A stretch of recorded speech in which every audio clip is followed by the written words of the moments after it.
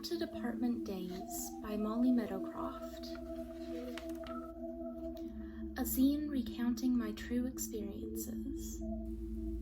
An endless winter in my livably decrepit apartment created a hatchery for loneliness. This is what caused me to, unfortunately, use a Ouija board. It seemed fitting, living in a Victorian house converted into 5 studio apartments. The board never held a response, but the atmosphere soon produced strange happenings.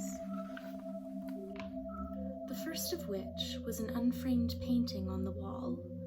One day, I noticed a cluster of clear droplets on its surface. I looked for water leaks, but found none. No other paintings were affected. Much like tears, the water seemed to be coming from the painting itself. Next was the oozing walls, those plaster walls, smothered with peeling green paint, were leaking. It was a sticky, scentless, caramel-colored liquid. It ran down the walls like sweat from pores. It wiped away easily, only to return with weekly regularity.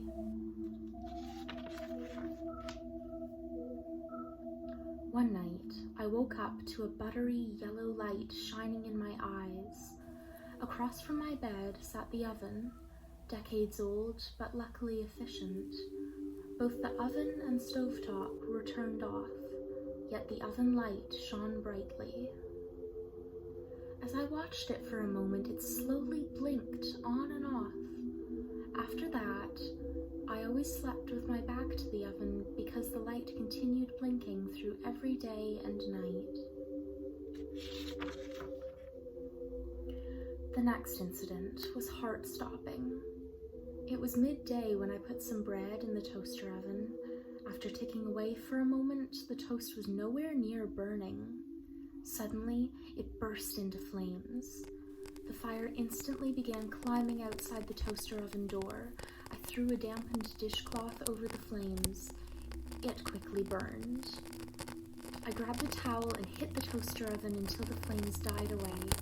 The apartment was choking with smoke.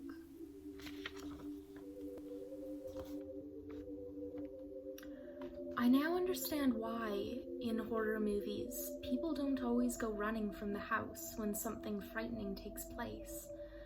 I didn't have that option on that frigid day. While making lunch, I took a ceramic plate from the shelf. My spine chilled as I felt someone grip the plate. It forcibly yanked my arm back, pulling the plate from my hand. Tossed halfway across the room, it hit the doormat. It skittered and smashed against the floor. A quiet dread settled over me. There was nowhere else for me to go. If the spirit meant harm, I had to stay and experience it. The following encounter holds equal possibility of being sleep paralysis or a ghostly visitation. It was in the pale hours before the sun rises. I always slept in the fetal position to keep warm. That morning, I was uncharacteristically laying stretched out on my back. Upon waking, I noticed I couldn't move anything but my eyes. A weight covered my entire body, including my face. I could distinctly feel a pair of invisible hands pressed against my shoulders. They were firm, yet unthreatening. My mind was clear. I waited for fear to hit me, but instead I felt absolute peace. I saw a figure pacing next to my bed. It was gray and featureless. A muffled voice, as though from another room, echoed from within it.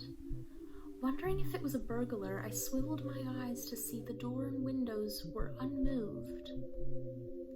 Therefore, I thought, it must be a ghost. I watched it calmly for several minutes before falling asleep once again.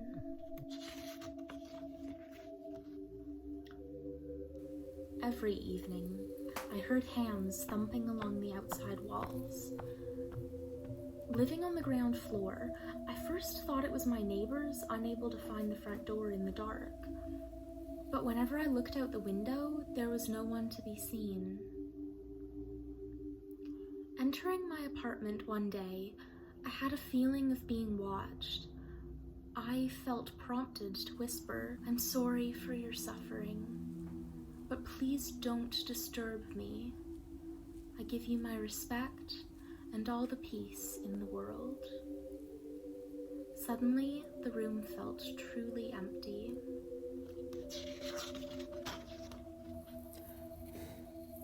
I moved away mere months later.